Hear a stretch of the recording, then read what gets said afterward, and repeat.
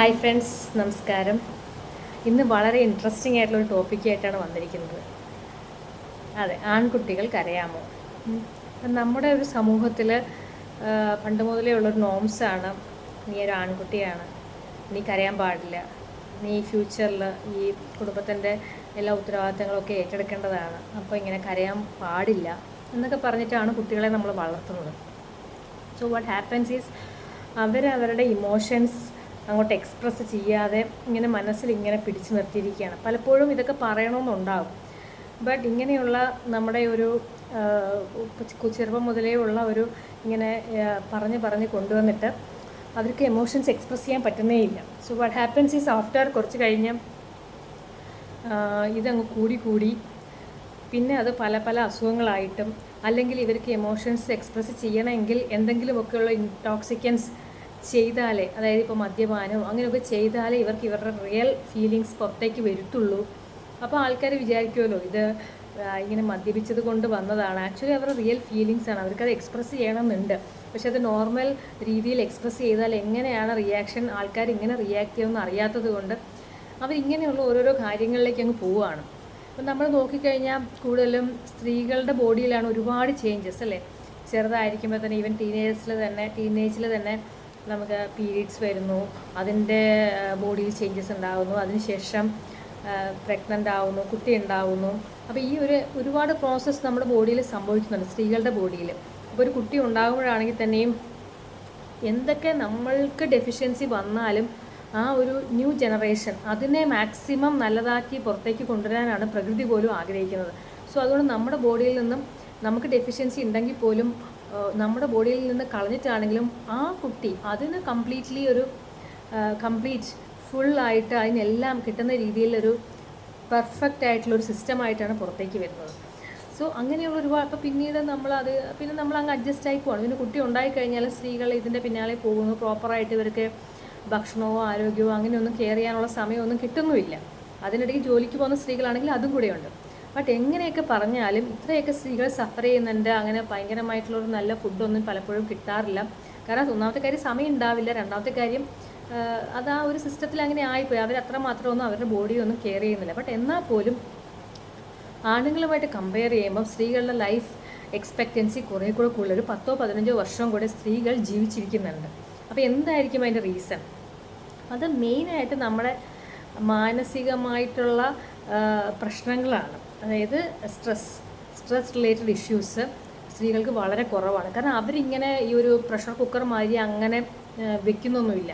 അവരിടയ്ക്കിടയ്ക്ക് അവരെ വാൽവ് തുറന്ന് ഈ പ്രശ്നങ്ങളൊക്കെ, അവർക്ക് അങ്ങനെ ഒരു നാണക്കേടൊന്നുമില്ല. 4 പേര് ഇരുന്നാൽ കരയുന്നതന്നെ, അവർക്കൊരു സ്ത്രീ കരയുന്ന കണ്ടാലും നമുക്കും അതൊരു വലിയ പ്രശ്നമല്ല. എല്ലാവരും ചേർന്നു അവരെ ആശ്വസിപ്പിക്കുന്നു. അവരുടെ സിസ്റ്റം അങ്ങനെയാണ്.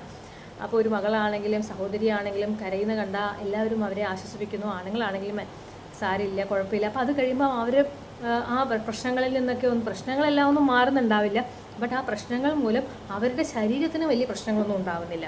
സ്ട്രെസ്സ് നമുക്ക് എല്ലാവർക്കും ഉണ്ട്. ആ സ്ട്രെസ്സ് നമ്മൾ എങ്ങനെ, ആ സ്ട്രെസ്സ് കാരണം ഓൾറെഡി ഒരു സ്ട്രെസ്സ് നമുക്കുണ്ട്, അത് സോൾവ് ചെയ്യണോ അതോ നമ്മുടെ ശരീരത്തിനെ കൂടെ പിന്നെയും പ്രശ്നത്തിലേക്ക് കൊണ്ടുപോകണോ? അപ്പോൾ ഈ ആണുങ്ങളുടെ പ്രശ്നം എന്ന് വെച്ചാൽ ഇവർക്കിത് പ്രോപ്പറായിട്ട് എക്സ്പ്രസ് ചെയ്യാൻ അറിയത്തില്ല. ഈവൻ പല കല്യാണം കഴിഞ്ഞിട്ട് ഹസ്ബൻഡ്സ് സ്ത്രീകളെ ഉപദ്രവിക്കുന്നു എന്നൊക്കെ പറയുമ്പോഴും ഇപ്പോൾ സ്ത്രീകൾ ഒരുപാട് സംസാരിക്കുന്നുണ്ടാവും. തിരിച്ചുള്ള കേസസ് പറഞ്ഞു കഴിഞ്ഞാൽ നമ്മളെല്ലാം ആണുങ്ങളെ കളിയാക്കത്തല്ലേ ഉള്ളൂ. ഒരു സ്ത്രീ വന്നിട്ട് എന്നെ ഭർത്താവ് ഇടിച്ചതാണ്, അല്ലെങ്കിൽ ഇടിച്ച് പൊട്ടിച്ചു എന്നൊക്കെ പറഞ്ഞാൽ അവൾ ഇങ്ങോട്ട് രാവിലെ മുതൽ അമ്മായിയമ്മയോടാണെങ്കിലും എല്ലാവരോടാണെങ്കിലും ചെന്ന് പറഞ്ഞു, ഇവൻ പോലീസ് സ്റ്റേഷനിലാണെങ്കിലും ചെന്ന് പറയും. അപ്പം പോലീസുകാരൻ ഇവനെ ഒന്ന് വിരട്ടും തിരിച്ചു. പക്ഷേ സത്യത്തിൽ തിരിച്ച് സംഭവിച്ചാലോ ഈ പറയുന്ന കേൾക്കുന്നവന്മാരെല്ലാവരും ചിരിക്കത്തേ ഉള്ളൂ അല്ലേ.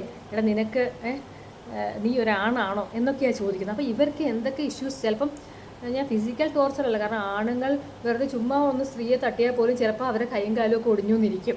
പക്ഷേ സ്ത്രീകൾ ചിലപ്പോൾ എത്രയൊക്കെ ചെയ്താലും അവർക്ക് പ്രത്യേകിച്ചൊന്നും പറ്റത്തില്ല. അപ്പോൾ അതുകൊണ്ട് ഇവരെ കാണിക്കാനൊന്നും പറ്റത്തില്ല.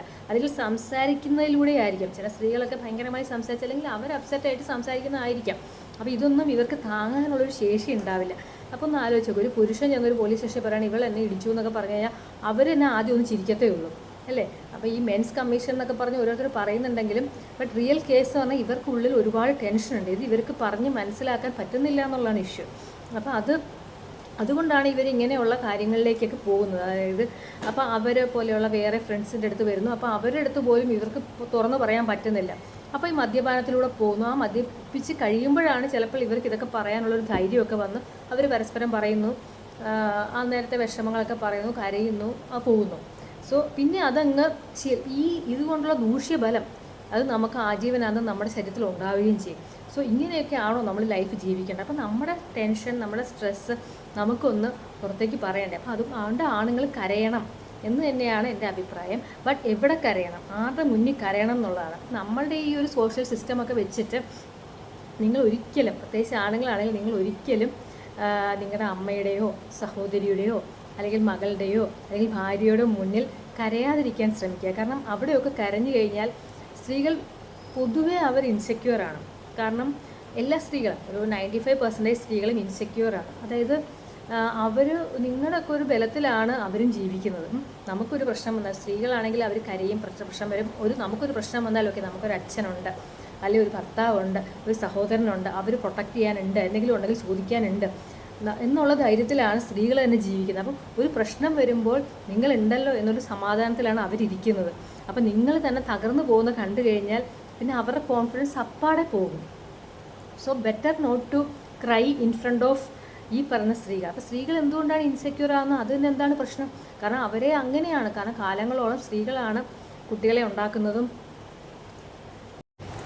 അപ്പോൾ കാലാകാലങ്ങളായി സ്ത്രീകളാണല്ലോ കുട്ടികളെയൊക്കെ നോക്കുന്നത്. അപ്പം നമ്മൾ ഇപ്പം ചെറുപ്പത്തിൽ ഇപ്പോൾ വെടി പൊട്ടിയാൽ പോലും ഉണരാത്തൊരു പെങ്കൊച്ചായിരിക്കും. ബട്ട് ഒരു കുട്ടി ഉണ്ടായിക്കഴിഞ്ഞ്, കല്യാണം കഴിഞ്ഞ ഒരു കുട്ടിയൊക്കെ കഴിഞ്ഞ് കഴിയുമ്പോഴത്തേക്കും ഒരു ചെറിയ സൗണ്ടാവും, കേട്ട് കഴിഞ്ഞാൽ തന്നെ അവൾ ഉണരും. രാത്രിയിൽ അങ്ങനെ ഉറങ്ങാനൊന്നും നമുക്ക് പറ്റത്തില്ല ചെറിയ കുട്ടി ഉണ്ടെങ്കിൽ. കാരണം എപ്പോഴും കുഞ്ഞ് എന്നെ ഉണർന്ന് കാണുമോ, കുഞ്ഞ് കരഞ്ഞ് കാണുമോ, കുഞ്ഞ് എന്തെങ്കിലും ആവശ്യം കാണുമോ, അതിന് വിശക്കുന്നുണ്ടാവുമോ. സോ ഈ ഒരു ചിന്തയിലാണ് നമ്മൾ എപ്പോഴും ചെയ്യുന്നത്. അപ്പം നമ്മൾ ഭയങ്കര ആ കുഞ്ഞിനെ പ്രൊട്ടക്റ്റ് ചെയ്യാൻ വേണ്ടിയിട്ടുള്ള രീതിയിലാണ് ഒരു സ്ത്രീയുടെ അവരുടെ സെറ്റപ്പ് തന്നെ അങ്ങനെയാണ്.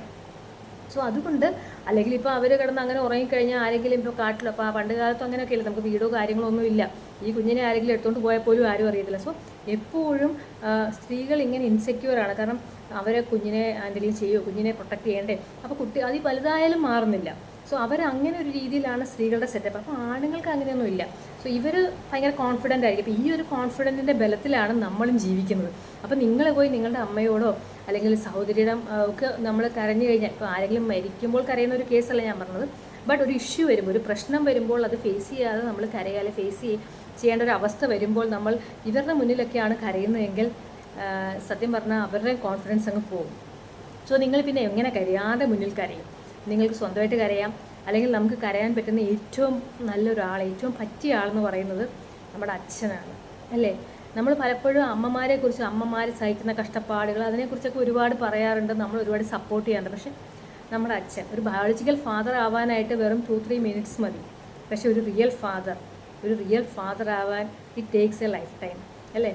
നമ്മളെ എത്ര കഷ്ടപ്പാടുണ്ടെങ്കിലും, ഇപ്പോൾ അമ്മയ്ക്കാണെങ്കിൽ പറയാം, ഇന്ന് എനിക്കൊന്നും ചെയ്യാൻ വയ്യ, ഞാൻ പണി ചെയ്തങ്ങ് മടുത്തു എന്നൊക്കെ പറയാം. പക്ഷെ ഒരു അച്ഛൻ അങ്ങനെ പറയാൻ പറ്റും, ഞാൻ ഇനി ജോലിക്ക് പോകുന്നില്ല, ഞാനിങ്ങനെ വീട്ടിലിരിക്കുകയാണ് എന്നൊക്കെ പുള്ളിക്ക് പറയാൻ പറ്റും. എന്തൊക്കെ കഷ്ടപ്പാട് സഹിച്ചാണെങ്കിലും ആ ഓഫീസിൽ ആരെന്തൊക്കെ ചീത്ത വിളിച്ചാലും ഈ ഹാസ് ടു ഗോ പോകുന്നില്ലേ. ഇപ്പോൾ നമ്മളിതൊന്നും അറിയുന്നില്ല, അവർ വീട്ടിൽ വന്ന് അങ്ങനെ പരാതി പറയുന്നൊന്നുമില്ല. അതുകൊണ്ട് നമ്മൾ അറിയുന്നില്ല പുള്ളി ഭയങ്കര ഹാപ്പിയാണെന്നാണ് നമ്മൾ വിചാരിക്കുന്നത്. ജോലിക്ക് പോകുന്ന എന്തോ ഒരു വലിയ, നമ്മൾ ആ ഒരു സിറ്റുവേഷനിലേക്ക് എത്തുമ്പോഴാണ് നമുക്ക് ഒരു അച്ഛൻ്റെ വില മനസ്സിലാകുന്നത്. സോ നിങ്ങൾക്ക് എപ്പോഴും എന്ത് പ്രശ്നം വന്നാലും നിങ്ങൾക്ക് കരയാൻ പറ്റുന്ന ഒരു സ്ഥലം എന്ന് പറയുന്നത് നിങ്ങളുടെ അച്ഛൻ്റെ മുന്നിലാണ്, അല്ലേ?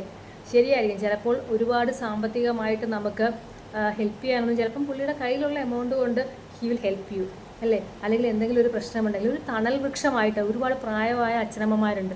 അപ്പം നമ്മൾ ഒരുപാട് പ്രശ്നമൊക്കെ ആയിട്ട് വന്നു കഴിയുമ്പോൾ ചിലപ്പം അവർ നമ്മളെ നമുക്കും ഒരു സൊല്യൂഷൻ തരുന്നുണ്ടാവില്ല. പക്ഷെ കുറച്ച് നേരം നമ്മൾ അവരുടെ കൂടെ ഒന്ന് ഇരുന്ന് കഴിഞ്ഞാൽ, കുറച്ച് നേരം അവർ എന്താ മോനെ നിനക്ക് സുഖമാണോ എന്നൊക്കെ അവർ 2 വാക്ക് സംസാരിക്കുമ്പോൾ തന്നെ നമ്മളെ കുറേ പ്രശ്നങ്ങൾ തീർന്ന പോലെ നമ്മളൊരു ടെൻഷൻ ഫ്രീ ആയിട്ട് ഒരു സമാധാനം നമുക്ക് കിട്ടും.